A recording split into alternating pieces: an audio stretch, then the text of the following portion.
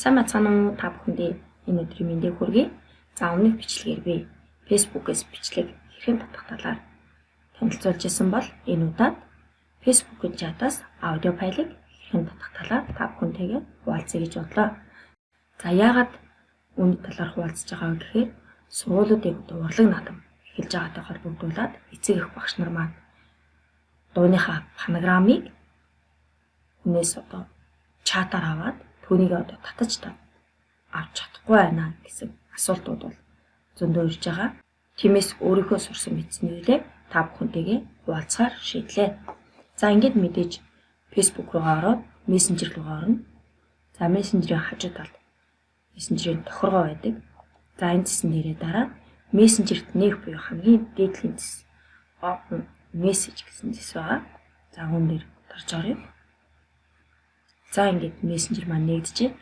Баруун гар талд media файл гэх мэтлэгийн эндээс бол бид нар зураг файлуудаа татаад авдаг байгаа. За тэгвэл аудио дээр очие. За аудио дээр шууд дарчих юм бол аудио маань явна. За тэгвэл аудио дээрээ очиод маус хоёроо даръя. За ингээд хамгийн доотлын зэс буюу inspect гэсэн зэс рүү оръё. За inspect гэсэн зэс рүү орохоор Messenger-ийг баруун гар талд ийм цонх үүснэ. За эндээс хамгийн дээд тэнцснээс network гэсэн зэс рүү хамтдаа оръё. За ийм талбар гарч ирнэ. За энэ талбар дээр гарч ирэхээр энэ хэсгийг ажиглая шүү манайхаа. За ингээд аудиого тавина. За энд NG crash гэдээ орж ирж байгааз. За энэ дээр очихоор MP3-аар татнаа гэсэн байна. За зарим нь болохоор ийм аудиод нэр өгөөгүй бол аудио клип гэж бичиг гарч ирнэ. За тэгвэл тэрэн дээр нь дарж татаарай. За энд нэртэй учраас би ингээд шууд хоёр товшно.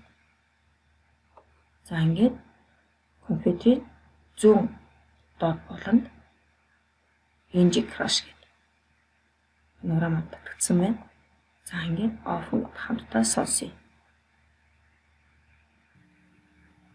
2 минут 7:40 секунд.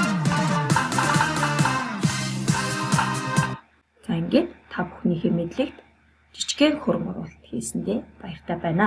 Дараагийн бичлэгээр хамтдаа уулзцгаая. Баяртай.